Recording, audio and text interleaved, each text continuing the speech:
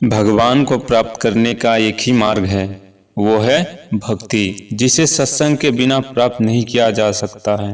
प्रभु श्री रामचंद्र जी रामायण में कहते हैं, जाति पाति पूछे नहीं कोई, हरि को भजे सो हरि का होई। नमस्कार दोस्तों, आइए जानते हैं प्रभु श्री रामचंद्र जी की कुछ अनसुनी बातें।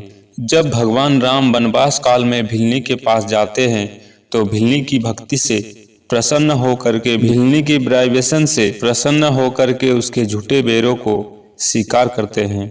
उसका ऐसा आभामंडल था कि भगवान राम अति प्रसन्न हुए। आपने देखा होगा कि चित्र में महापुरुष ध्यान अवस्था में बैठे होते हैं, उनके सिर के पीछे प्रकाश दिखाया जाता है जिसको आरा बोलते हैं।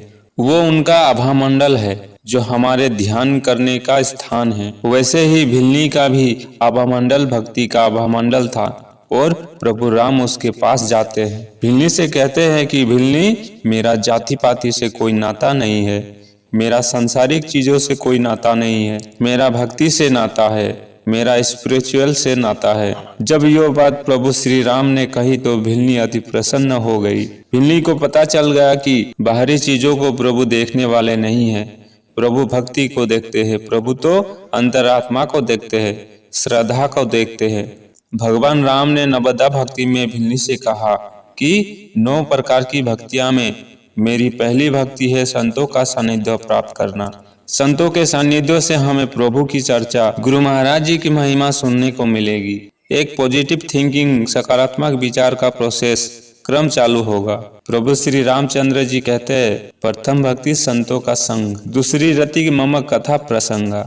दूसरी भक्ति क्या है कि जो मेरी लीला है, मेरा जो गुणानुवाद है, जो मेरा कीर्त है, उसके बारे में आदमी सुने। और तीसरी भक्ति है भक्तों का अहंकार रहित होना। अहंकार तो फिजिकल वर्ल्ड, भौतिक जगत का होगा, अहंकार तो पदार्थों का होगा कि मेरी यो उपाधि है, मेरी यो जाति है, कहा कि उसका त्याग कर देना चाहिए। प्रभु का ऐसा संसार है जहाँ यो पदार्थ जगत नहीं है, जहाँ उपाधियों नहीं है, वह आत्मिक संसार है, भक्ति का संसार है। और जब भक्ति के संसार में प्रभु और भिल्ली पहुंचे, भिल्ली ने प्रेम से, भक्ति से प्रभु राम को झूठे भेर दिए। लोग बड़ी बड़ी आरती करते हैं, प्रभु को भोग लगाते हैं, प्रभु का प्रसाद पाते हैं। और प्रभु श्री रामचंद्र जी भक्ति में इतने सरोवर हो गए, इतने भगवान कृत हो गए कि भगवान राम भिल्ली के झूठे बेर खा रहे हैं। भिल्ली का अभिप्राय क्या था कि कोई कड़वा बेर प्रभु के पास ना चला जाए।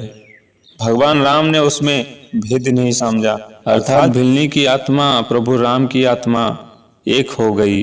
भिल्ली अनंत प्रभु में जुड़ गई और भगवान राम ने सबको दिखाया कि भिल्ली कितनी महान है, भिल्ली का स्पिरिचुअल लेवल, आध्यात्मिक स्तर कितना ऊंचा है। प्रभु राम ने तो भक्त की ख्याति के लिए, भक्तों को सम्मान देने के लिए संसार में एक उदाहरण प्रस्तुत करना था ताकि हम भिल्ली के महत्व को समझे। प्रभु श्री रामचंद्र जी कहते हैं, यहाँ बड़े बड़े तपस्वी ऋषि मुनि हैं और इस पंपा सरोवर का पानी बड़ा अपवित्र हो गया है। एक एक करके सारे ऋषि मुनि अपने अपने चरण डाले तो शायद यो पंपा सरोवर पवित्र हो जाए। सबने अपने अपने चरण डाले पर पंपा सरोवर पवित्र नहीं हुआ। फिर प्रभु राम ने अपने चरण डाले, पंपा सरोवर तब भी पवित्र नहीं हुआ।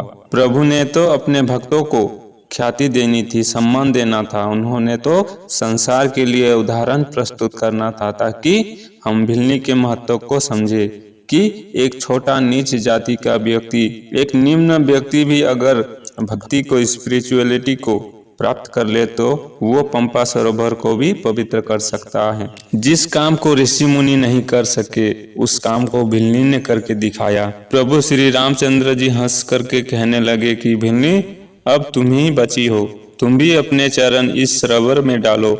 प्रभु राम ने आग्रह किया, परंतु भिल्ली सकुचाने लगी कि प्रभु, मैं तो अधम हूँ, अधम ते अधम, अधम अति नारी, मैं तो बहुत ही छोटी जाति की नारी हूँ। प्रभु राम ने कहा कि नहीं, तुम्हारा शरीर छोटा हो सकता है पर तुम्हारी आत्मा अब बड़ी प्रबल हो गई है, वो अनंत के साथ मिल गई है, तुम चरण डालो। जब भिल्ली ने अपने चरण डाले तो सारा पंपा सरोवर पवित्र हो गया। अब इस बात का विश्लेषण होने लगा। बड़े बड़े विद्वान विश्लेषण करने लगे कि भाई इतने ऋषि मुनि तपस्या करने वाले लोग पंपा सरोवर को पवित्र क्यों नहीं कर पाए। बताया गया कि एक ऋषि दूसरे ऋषि से ईर्ष्या करता था। विश्वामित्र को वशिष्ठ महाराज से ईर्ष्या थी। वशिष्ठ महाराज हमेशा उनको यही कहते थे कि आइए राज ऋषि जी। वे चाहते थे कि वशिष्ठ उनको ब्रह्म ऋषि कहे, पर उनमें ब्रह्म ऋषि की कैपेसिटी क्षमता नहीं थी। उनके मन के अंदर ईर्ष्या देश होने के नाते वे राज ऋषि ही कहलाए। उन्हें बड़ा क्रोध आया और वशिष्ठ महाराज के 100 पुत्र उन्होंने मार दिए। 100 पुत्र मारने के बाद भी जब वे वशिष्ठ महाराज के पास पहुंचे तो उनको वशिष्ठ महाराज यही कहते थे कि आइए आइए राज ऋषि जी। और विश्वामित्र जी का क्रोध बढ़कर 7वें आसमान तक पहुंच गया कि देखो, मैं इतना विद्वान, इतना पराक्रमी, फिर भी मुझे ये राज ऋषि कह रहा है। एक रात उन्होंने योजना बनाई कि चलो आज जाकर के मैं उनको और उनकी पत्नी अरुंधति को समाप्त कर देता हूँ। ना रहे बांस और ना बजे बांसुरी।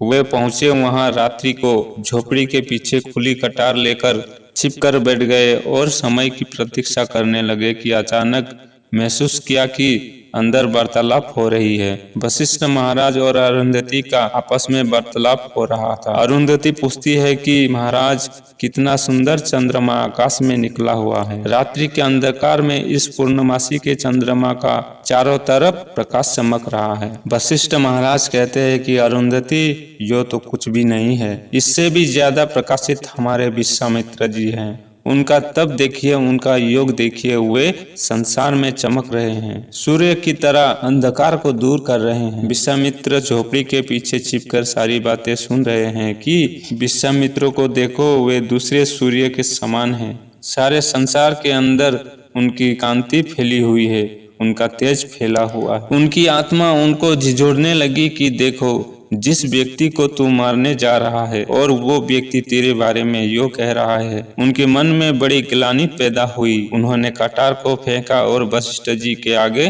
प्रणाम करके लेट जाते हैं कि मैं आपकी शरणागत हो गया हूँ। जब वे शरणागत हुए, लेट करके प्रणाम करने लगे कि तभी वशिष्ठ जी ने कहा कि आइए आइए ब्रह्म ऋषि जी। दोस्तों, इस तरह की वीडियो प्राप्त करना चाहते हैं तो हमारे चैनल को सब्सक्राइब कीजिए और बेल आइकन को प्रेस कीजिए। जय सिया राम।